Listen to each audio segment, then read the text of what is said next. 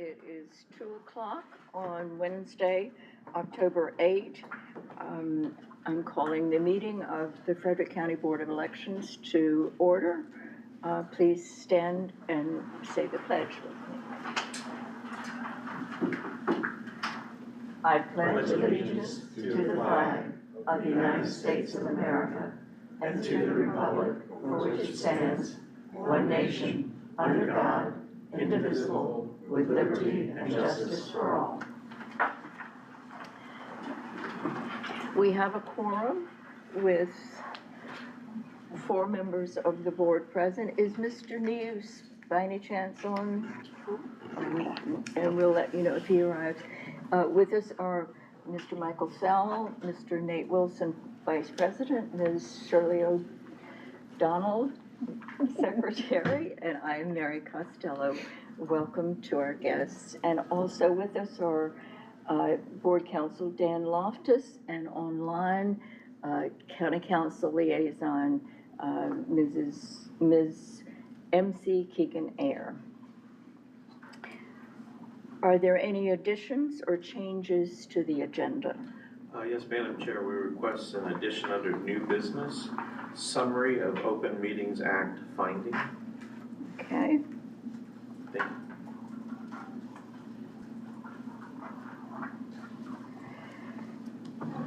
And are there any changes or additions to the board minutes for September 10, 2025? May I have a motion then to accept the minutes as presented? So moved. Second. All in favor? Aye. The board minutes for September 10 are approved. County Council Liaison comments? Thank you. I am sorry I'm coming to you virtually again today. I'm juggling 2 meetings at once because this is apparently my life. The only thing that I have to tell you is the county executive will be presenting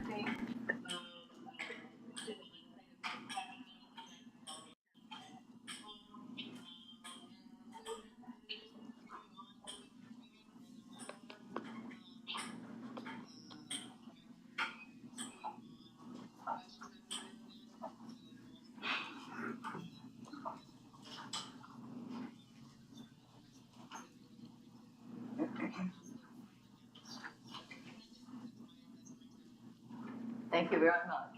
Thank you. And Board Council. Thank you, Madam President. A couple of things. The Della Roca case, that's been appealed, and the state will be filing its brief later this month. The other case is the Bryson v. Moore case, and both parties have filed motions to dismiss, and there will be a hearing in Annapolis on October the 20th on the motion to dismiss. And that's all I have to report. Questions for council? Thank you, Mr. Loftus. Election Director's report, Ms. Wagner?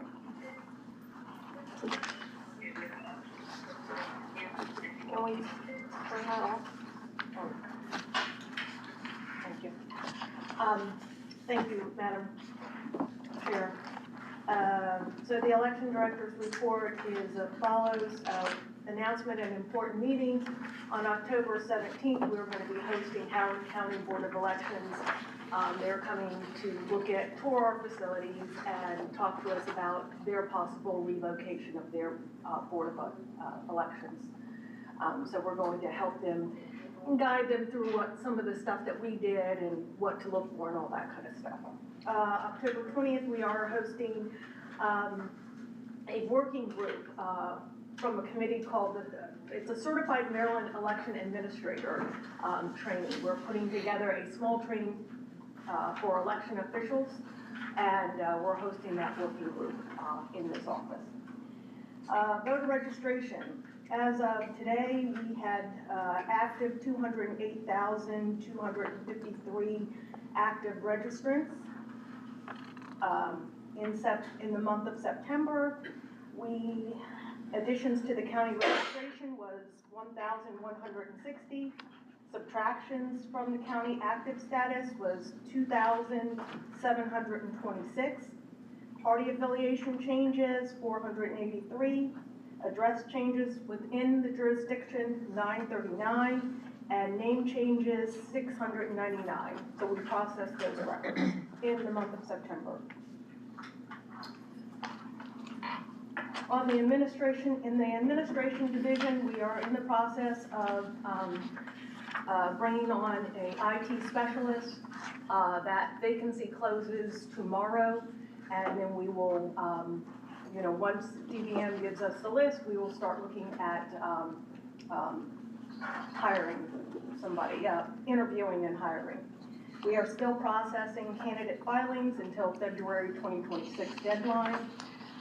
We are preparing for the FY27 budget submission. The county budget kickoff meeting is on October 16th. We will be attending that in person at Transit, and our base appeals are due on November 18th. So we will be getting that in. In voting system division, the voting system division is current with all the routine charging cycles for the DS200 scanners, ballot marking devices, electronic poll books. The third routine charging cycle of the year for all DS200 and DMDs was completed in the 4th week of September. The fourth charging cycle for the poll books and the poll book batteries is currently ongoing. Additionally, the voting system division has been working on supporting the documentation required for the presentation of the 2026 polling plan to the state board. We have to have all of that information submitted to the state board by November 24th for them to review and approve as well. It went through this board, and now it goes through the state board. Voter registration division, they completed the September audit. They did the DHMH report. They completed the courts report on time. Staff are reviewing and updating SOPs as needed. They had a voter registration meeting with the Mayo Committee that was scheduled for today, I believe. Okay. The staff was working on the City of Frederick primary. We're not involved in the primary election. What we do is, now that the primary is over, the city has sent us all the people that voted, a list of registered voters, and we have to enter their voting credit in our system manually. So we had approximately 6,000 people to look up that voted in that primary, to look up, make sure that they're active, and then put a voting credit in it. We just completed that today or yesterday, and I believe we are going to close that election. That election's been done, the primary election's been done, and that will enable us to run reports for candidates or anybody that wants to find out who voted in that election, and do whatever candidates do to go out and get their vote out. So we will be, hopefully by the end of this week, we'll be able to have new voter lists for the city to use in getting their vote out.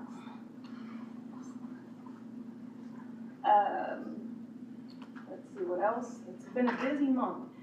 We have assisted Emmitsburg in their municipal election. Again, we're working with the City of Frederick. We're also working with the town of Thurmont for their municipal election, which is on October 28th.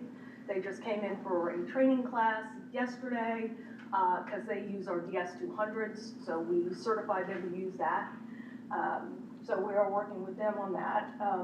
And then a neat thing, the state board has collaborated with the Maryland Funeral Directors Association, and they've created a flyer,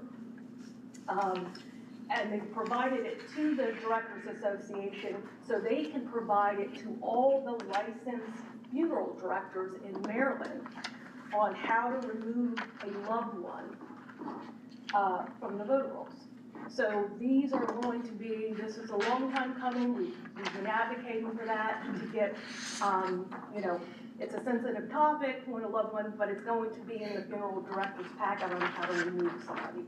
And that's just a simple form that they'll be able to submit to us, and we can get them off the rolls faster than waiting for it to come through in other channels. So I thought that was very interesting. The mail-in voting and official ballot drop box section, there was a meeting held on the 7th yesterday. The next one will be on November 4th. The State Board of Elections has backdated our data hygiene, which I told you about last month, where we get a list of USPS, Postal Services, addresses, and recheck it against us to make sure that we have the most cleanest addresses out there. And we run this kind of check once or twice before the election, so we don't get so many mail-in ballots back to us, that we're sending them to good addresses. The state has pushed that project back to the end of this month, hopefully. So we're waiting on that. And there's 2 staff members that continue to work towards the election center certification for election officials. In the election judge division, let's see. Our next monthly voter registration training is scheduled for Wednesday, October 29th at 1 p.m. Those interested in participating can use the online portal on our website to sign up. And we try to do one monthly, depending on how many people that we have. We won't do anything less than 3 people. We'll ask them to move to the next month. But anything more than 3 people, we'll be happy to do an in-person training in this office. And you can check for future dates on the website. The 2026 working plan meeting was held for the training division, the election judge training division. During the meeting, they discussed outreach events, social media campaign, and the training schedule for election judges in the upcoming 2026 election. They continue to process interest letters from prospective election judges for the 2026, as well as gathering information on the returning judges and their availability. Now is the perfect time to become an election judge if anybody wants to become an election judge. We are taking applications. As a matter of fact, the state has put out a new election judge application, which you can find online or at the state. So any of the old ones, you can still use them, but the state now does not require a signature like they do on the old ones. It doesn't require that signature anymore. So I'd suggest that if anybody out there recruiting election judges, please pull the new election judge application off of the website. Okay, as of today, election judge applications, we have 344 that have been requested or received. 174 were Democrats, Republicans 99, unaffiliated 54, other 5. There are 12 that we mailed out and are still awaiting a response for. So there's 344 so far that have come in. Yes. Open house on that. Yes, I am going to get to that. There is going to be an open house, and you can take a flyer, open house on October 30th for election judges, and we'd like new election judges to come in. We're gonna have like a haunted polling place so we can show them all the equipment and they can ask questions of our election staff, and the theme is it's not scary to be an election judge. So please, if you'd like a flyer, take in the flyer. It's available online. We have it on our social media as well, but that's October 30th, and we're hoping to have another one in January. And then the GIS and Special Projects team, they've cleaned up the street files. I told you that they were working on that. That has been cleaned up, and all the streets street file records that touch or cross county boundaries, precinct boundaries, and the Pennsylvania state border. We've cleaned all of that up and it's all, and the files are good. And that concludes, other than we had a question yesterday posed by the Vice President, Nate, on, what was it? Presentations to the board for Presentations. public comment. Yes, presentations and public comment. We have looked at that. Brian, can you give us a little talking Sure. points on what we? So the request was to see if we can present documents live on the television from the public, so they can see it on the television, and also simultaneously broadcast to the YouTube channel.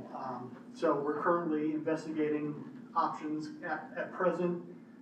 We haven't figured out how exactly to pull that off, but we're looking at options to see if we can make that happen.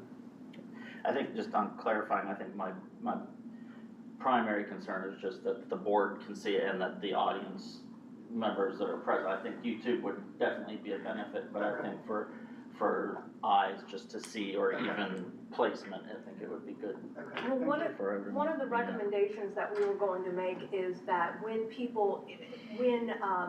there is a public comment and they request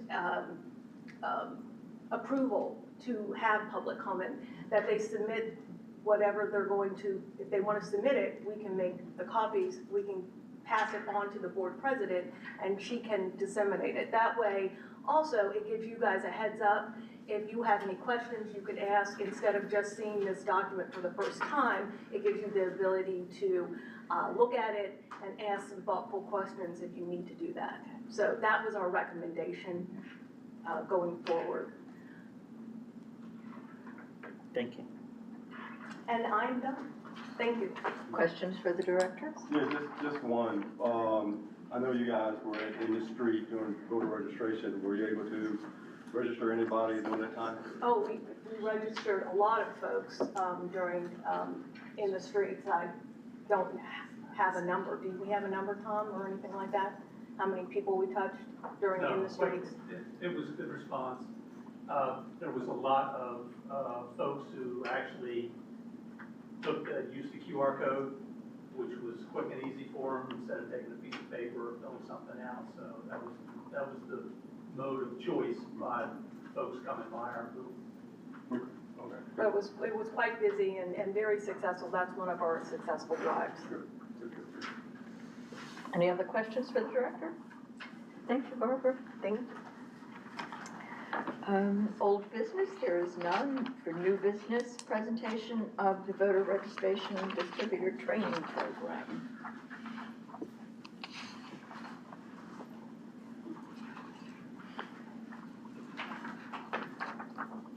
Good afternoon. Good afternoon. I'm Erin Ferguson. I'm the new supervisor of the EJ and Outreach Division, Election Judge and Outreach Division. And I just wanted to talk to everybody today just a little bit about the VRD training. Slide, please.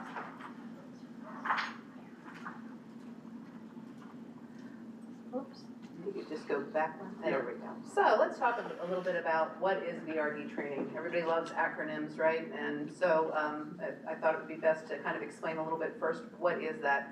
That is our voter registration distributor training. And it's a short training course that walks through those who wish to be voter registration distributors, what their duties would be. Next, please. So who is a voter registration distributor? That's any individual assisting groups of eligible citizens to register to vote. Next slide, please. So what do we talk about during VRD training? We review the registration form and we go over it in detail, each block, what needs to be into each block. We discuss the voter assistance form and how to fill it out should someone who is registering need assistance.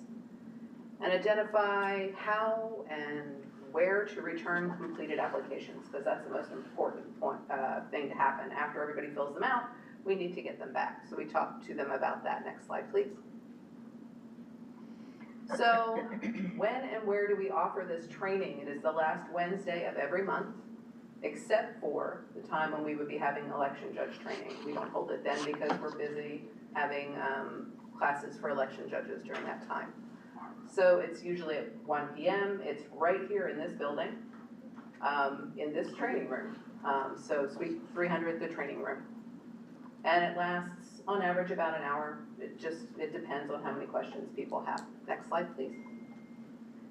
So a little bit more about the course. We can train up to 30 individuals at one go.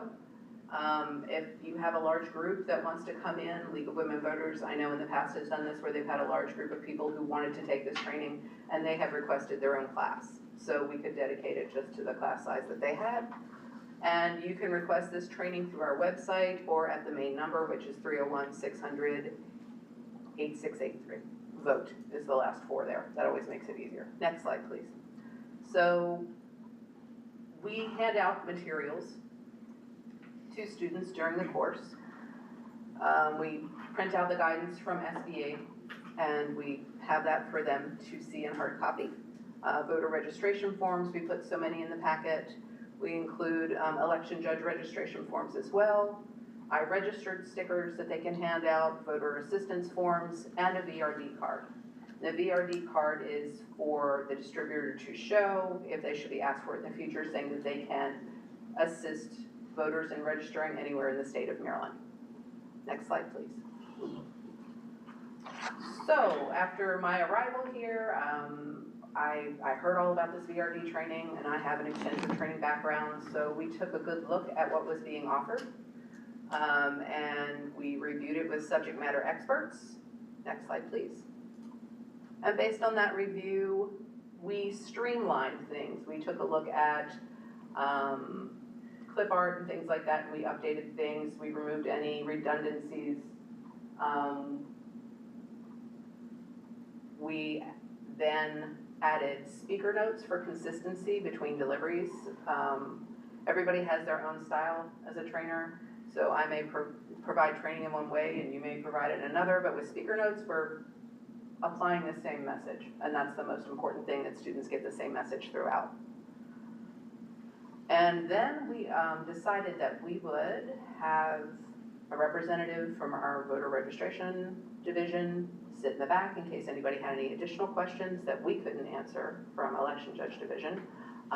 Or if they were not available, we're gonna put a parking lot up. What is a parking lot? Parking lot's just a listing where we can put down the question, who's asking the question, get their contact information. And if we're unable to get the answer then, we're gonna email them or call them later with the correct information, because the most important thing is that we get the correct information to people.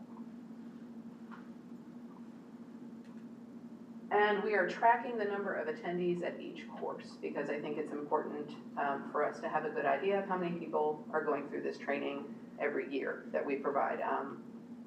And that's the last thing. Next slide. And that's all I have on VRD training today. Any questions from the board? Thank you. Thank you. Erin, I apologize, I did not hear your last name. Ferguson. Ferguson, thank you so much. Sure. Next on new business is a summary of the OMA findings. Ms. McDonald will be reading. Yes. Okay. Number one, Ms. Jolie McShane filed a complaint with the Open Meetings Compliance Board against the Frederick County Board of Elections on July 7th, 2025, alleging that the Board of Elections violated the Open Meetings Act by failing to make sufficiently detailed public disclosures before and after meeting in closed session, and failing after meeting in closed session to adequately describe the topics that the board discussed in closed session. 2, the board denied any violations of the Open Meetings Act and filed a response. Ms. McShane filed a rebuttal and added some additional allegations.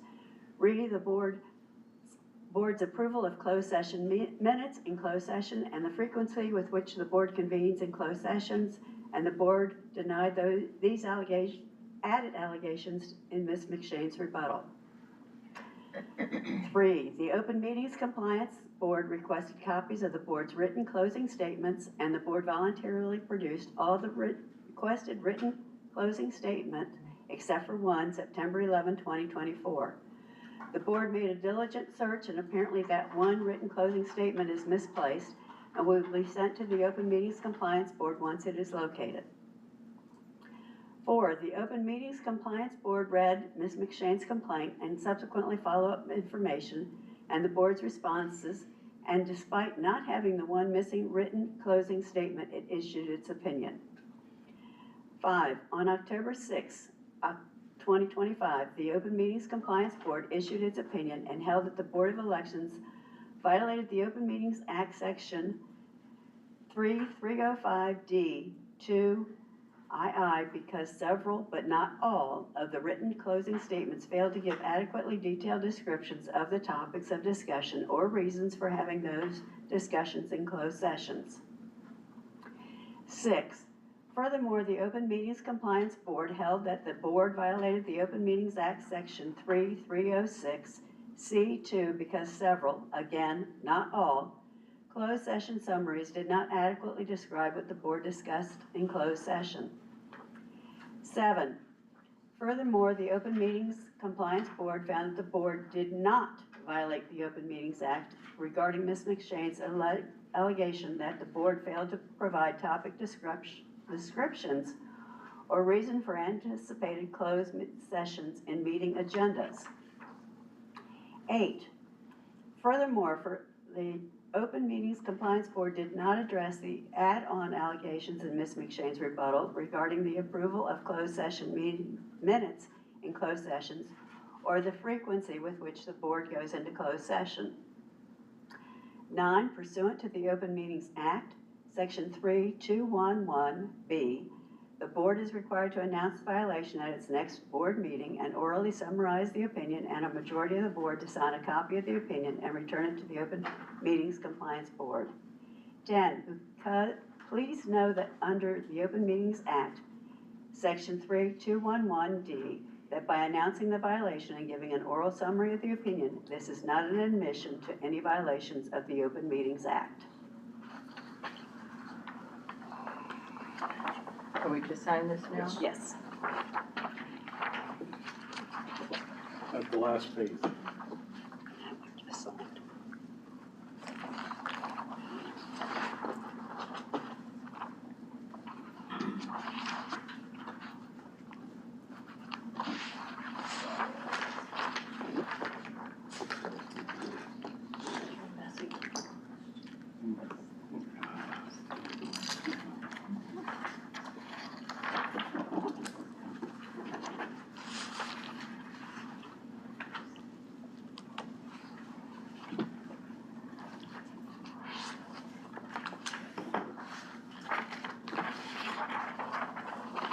Thank you, Ms. McDonald. Thank you, Mr. Loftus. Are there any disclosures to be made this month? Thank you. The next scheduled meeting will be on November 5th. Is that date acceptable to everyone? Yes. Okay, November 5th. Public comment. Mr. Kaminsky.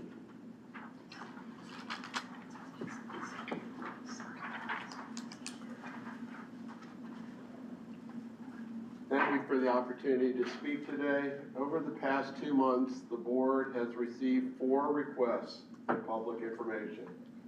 All the requests were for information on election judge parity. But even before those official requests were submitted, the public was asked for the parity report. Maryland election law describes the process to be followed, and the public would like to see how well the board is doing on actually achieving parity. We only want to help provide judges. One of those MPIA requests was from the Secure the Vote MD. 7 jurisdictions in Maryland responded with no-cost parity reports. Frederick County did not respond. We are in the process of seeking help from the Public Access Ombudsman because Frederick County is asking for $400 to provide a similar report. We ask that you follow suit with those other 7 jurisdictions and provide the information this month. Other jurisdictions are concerned about providing PII information, that's personal identifiable information. Mr. Gutierrez indicated that Frederick had similar concerns. We have requested to see the directive provided by the Maryland AG on PII in election judges. We all know that voters are asked for their parity affiliation during primary voting check-in process in Maryland. So we just wonder how election judges' parity affiliation can be protected information when voters are asked for the same information during every primary. Claiming that PII for election judges but not for the public is a little confusing. Additionally, we have requested information on duties that this board has delegated to the election director. We know that the approval of election judge assignments have been delegated by this board to Ms. Wagner. Each member of this board should be concerned about parity. The public needs to understand why and when this is starting to happen. Answers to those questions need to be provided so that the public can trust their elections. Any help with getting all this information more quickly would be appreciated. Since the last meeting, Marylanders have become aware of a non-citizen who has registered to vote. Dr. Ian Roberts, former superintendent of Des Moines Public Schools, voter registration in Maryland has shocked the people. The Maryland Freedom Caucus and many other Republican leaders are outraged. Any information the board can provide would be appreciated on this. Thank you for allowing me to speak. And Mr. Mann? This is off of your website this morning. It'll help you follow along when I talk about it.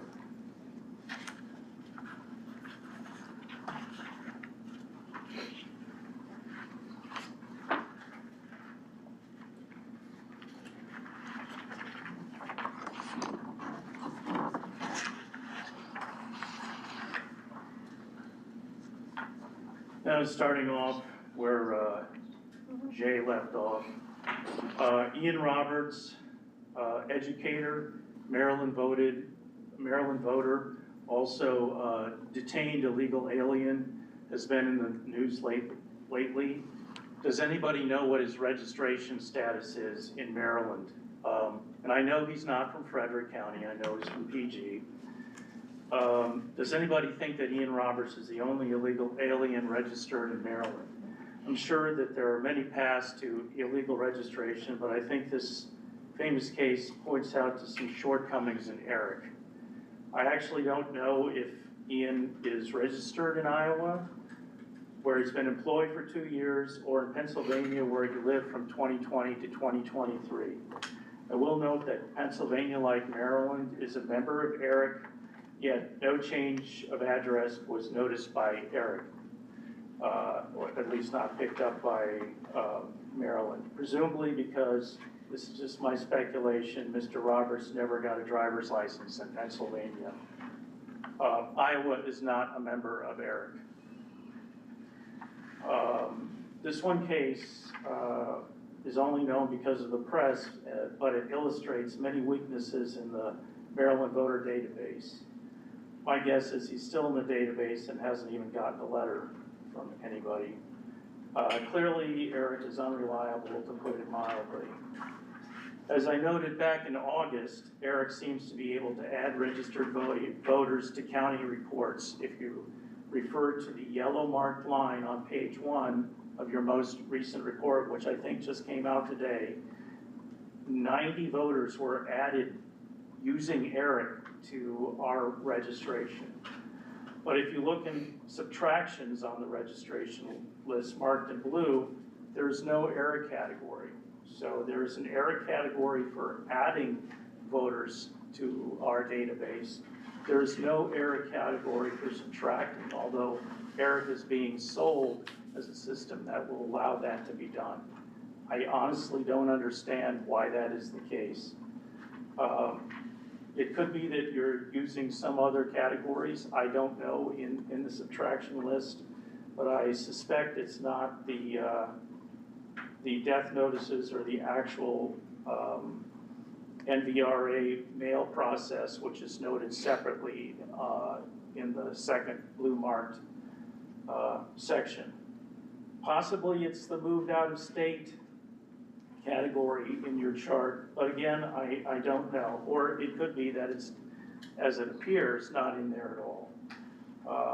Clearly, the voter rolls system, especially using ERIC, is dysfunctional and it needs to be thoroughly scrubbed. Time? Okay, I actually had a compliment, but if I'm out of time. Thank you. Thank you.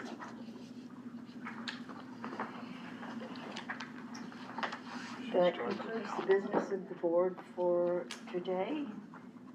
May I have a motion to adjourn? Motion to adjourn. Second. All in favor? Aye. The meeting is adjourned. Thank you for attending.